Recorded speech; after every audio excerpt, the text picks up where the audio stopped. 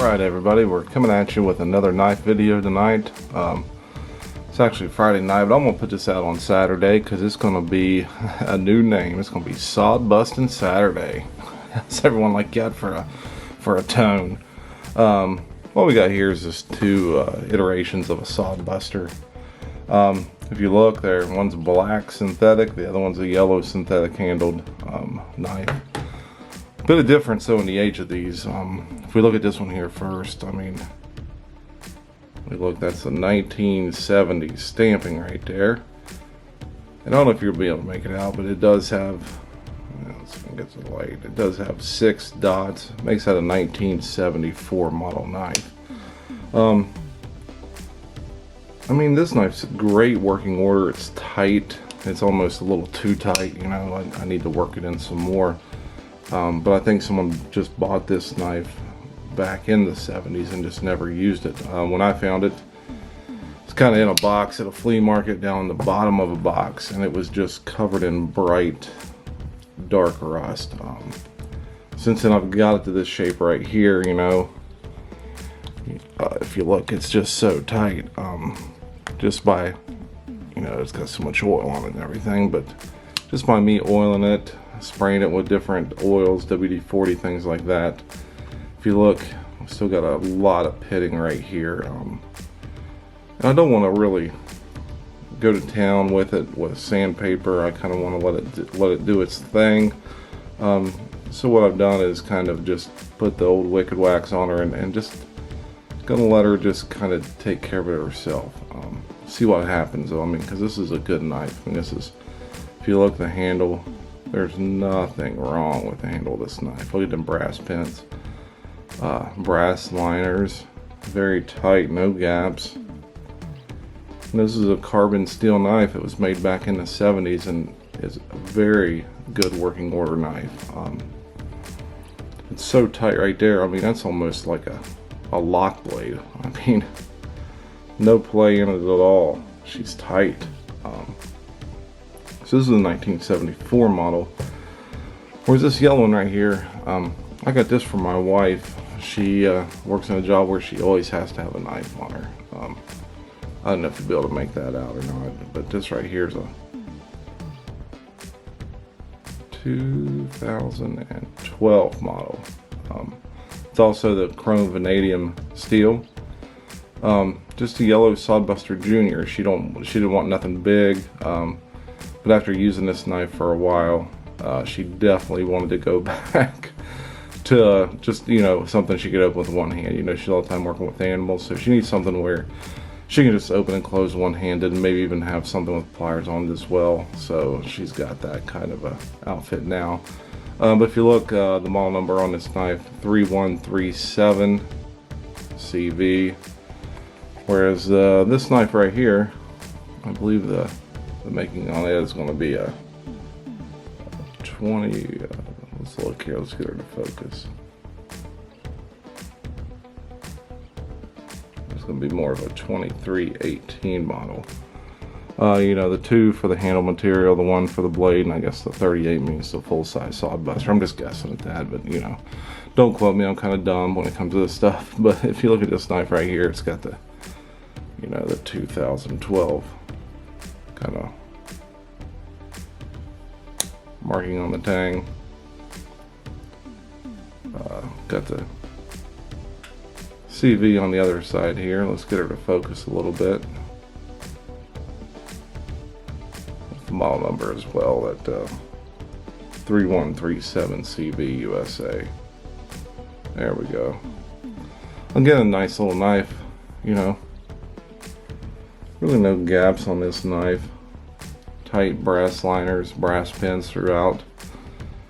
You know, does have some pitting, but you know, you gotta expect that when you're using this in a large animal vet hospital day in and day out.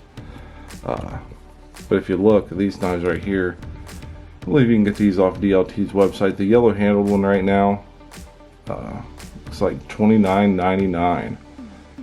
You know, for a case knife, chrome vanadium steel, $29.99. That's all day long. I believe you can get the full-size Sod Buster as well. But it is in the yellow handle. I don't even know if they, I'm sure they make the black one still, but I believe it's $37.99 for a full-size Sod Buster. So let's just kind of compare these. I mean, let's put this one on top. This one goes on top. So if we look at the size difference in these, just a lot of beef there. I mean, if we look at the Sod Buster, this thing measures, you know, what is that? 8 3/8 inches. You know, whereas the Junior, looking at 6.5. You know, on the size of the knife. Cutting edge is going to be like, what is that? 2.5. Whereas your cutting edge on your Sod Buster is going to be more like 3.25.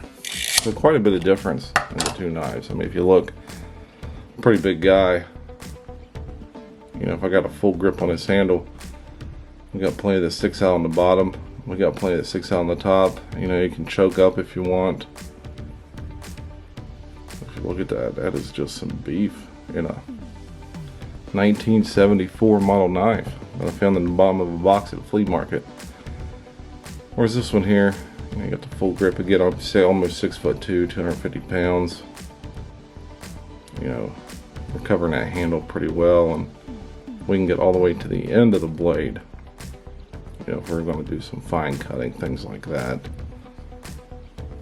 But yeah, this is just two classic American knives that a lot of people like myself who were, we couldn't afford the Muskrats, we couldn't afford the Trappers. We're riding in the back seat of someone's car with our Sod Busters in our pockets. You know, someone at school asks you for your knife. Oh man, I gotta pull out my Sod Buster. I don't have a Trapper. Here you go. But man, it brings back a lot of memories. A lot of memories. You know, this knife right here. I think the first time I ever bought one of these, $15, probably at a little probably Kmart or somewhere like that. I'm not 100% sure. You know, back then they had the Western Autos, you had Kmart's, had all types of gun stores in West Virginia you could buy these at. Yeah, two carbon steel Sod Busters. You know, these don't get used at all. This one here, I'm just trying to get the oil to do its thing on the blade. Again, I bought this probably 3 years ago. No, you know, no box or anything. It was just sitting in the bottom of that big box at the flea market. I felt bad for it and I had to buy it. I think I gave $5 for it. It was in such bad shape.